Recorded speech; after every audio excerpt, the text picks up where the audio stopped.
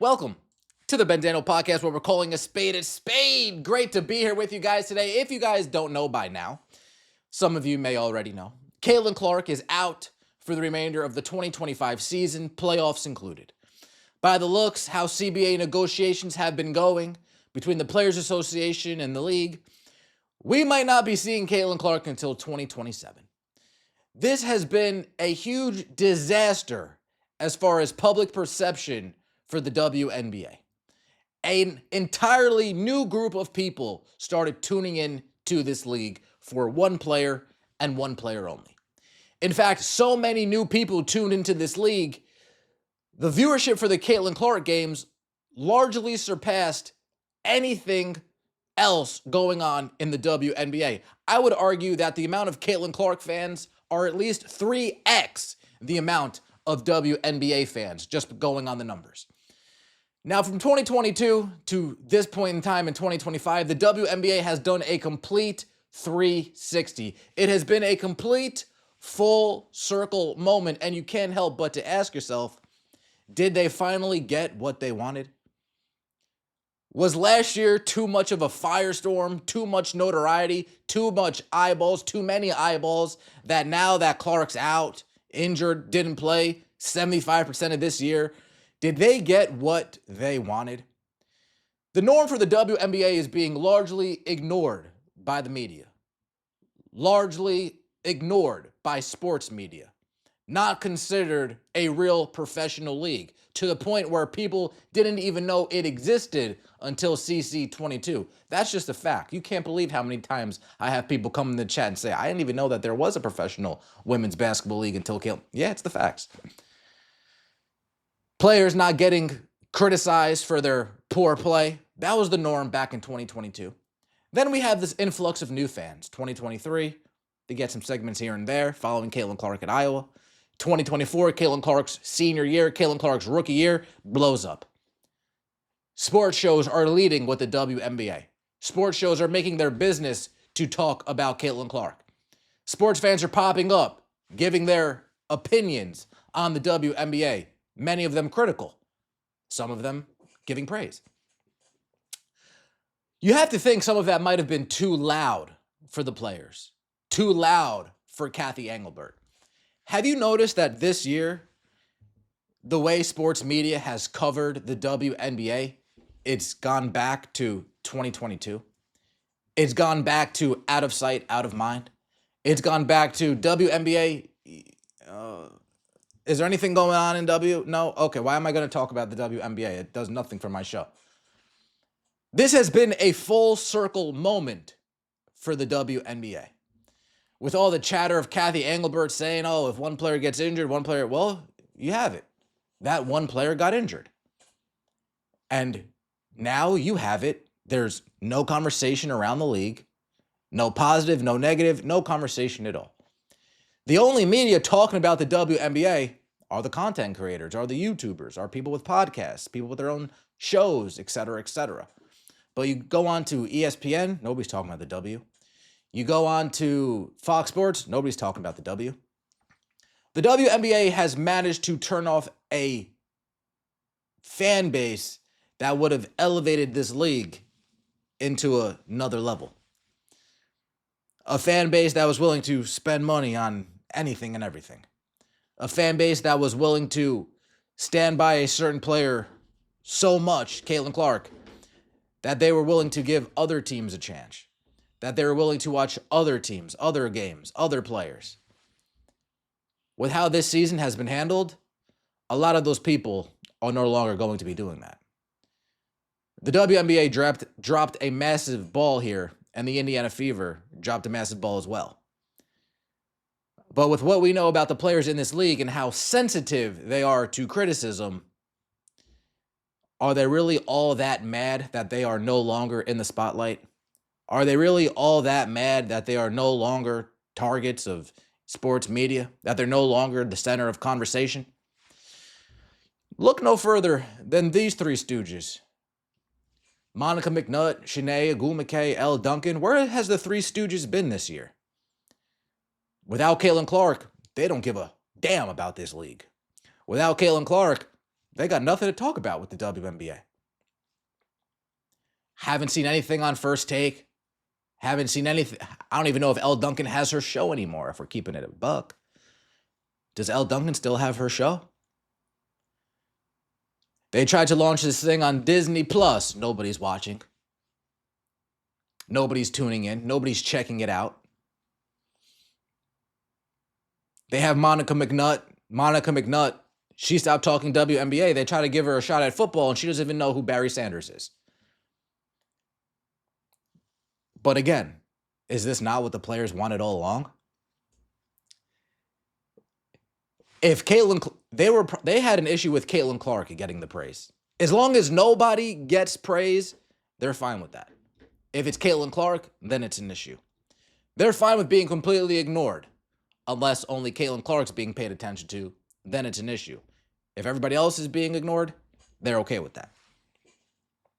Notice how we haven't heard anything from Nafisa Collier, Brianna Stewart, Paige Beckers, any of the ladies in this league talking about how booming women's sports is, how booming women's basketball is. Haven't heard a peep from them. Seems like all the narratives died once Caitlin Clark stopped playing basketball this year. They used Caitlin Clark as a means to push their own agendas. And now there's no Caitlin Clark. Homer Simpson meme faded right into the bush. WNBA managed to turn some of their biggest supporters against them, some of their biggest supporters in the media against them. People with a large following, with skin in the game, stopped covering what they were covering and turned, pivoted, and said, you know what, I'm going to talk about Caitlin Clark, whether people like it or not. Jason Whitlock, Colin Cowherd, both of these guys, staunch supporters of Caitlin Clark. And now listen to them. They're done with this league. They're done. WNBA, you're dead.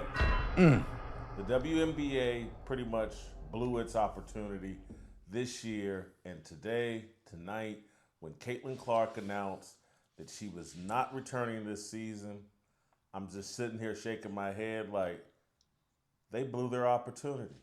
They had one shot. You talk about a fumble.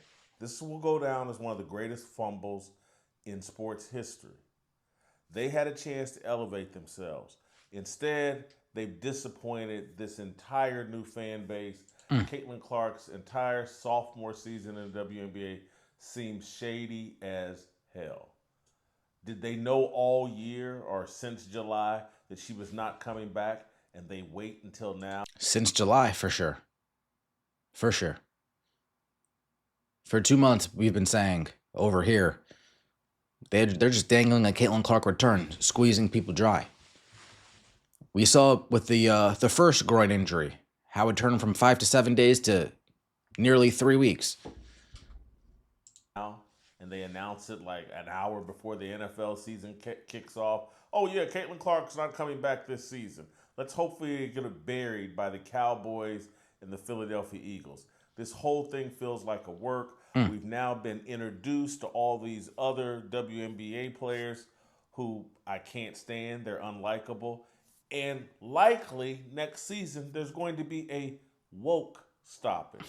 They're calling it a work stoppage, but it's a woke stoppage because they're going to overplay their hand and ask for too much money. I don't think I'm ever returning to the WNBA. Certainly not the way that I was before this season and with Caitlin Clark.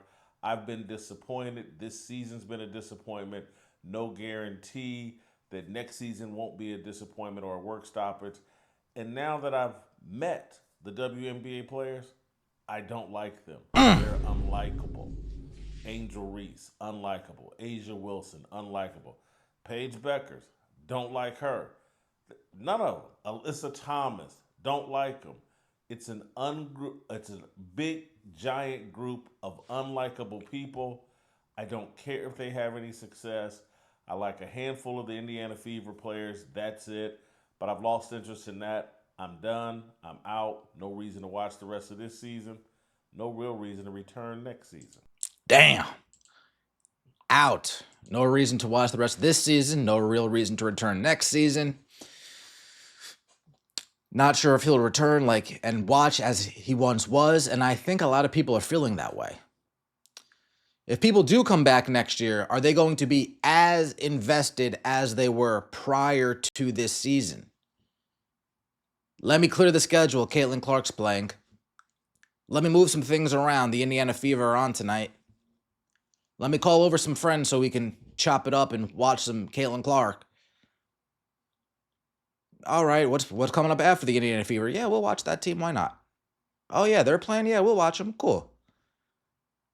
If people do come back, it won't be as locked in. They won't be as locked in as they were prior to this season. And that just goes to show the big fumble that this year's been. Colin Cowherd says what I said earlier in the video. Without Caitlin Clark, sports media, they're not really talking about the WNBA. Back to the basement they go. There's a unit or a portion of the media that is very pro WNBA to a fault. And then there's those of us that are realistic. How many times have you watched WNBA games since Caitlin Clark got hurt? Now think about this. It led our show last summer. A bunch. Oh, I think I led with it 6 times. I led with the WNBA. And either way, I talk about what I think is interesting. You notice I didn't talk about it this year? It's not because I suddenly disliked the league. I thought it was growing. Anybody that wants to argue this, you're off your rocker. Caitlin Clark is the league. I don't know what the ratings are. I haven't read them, but I know last year with Caitlin Clark, I would, if the game was on, I would drive home making a point. Hey, when's that game on? I would watch it on my phone in the car. So yes. you could listen, not watch, I'm driving, but you could listen to it in the car. And that's just not happening. Now I'm tracking the Sparks a little bit out here. LA Sparks are kind of trying to make it. But Angel Reese's a good player. But this idea, and I think she is valuable as a counterpunch, as a bit of a college and pro rival to Caitlin Clark. But for all the people that are, the growth of the league, Caitlin Clark this is Tiger on the tour. There was a lot of other good golfers. Tiger was getting people to a TV singularly. So let's remember. Outside of the Masters or U.S. Open. Yeah. People just aren't caring enough this year. Back to 2022. Back to what the WNBA players are used to. Back what they're accustomed to. They're back in their safe space. Back in no man's land. Back in the broom closet. Back playing in anonymity. Hey, did you know the WNBA game's on? The fuck is a WNBA game? What the hell is that? Caitlin Clark would have been the reason these players would have gotten paid.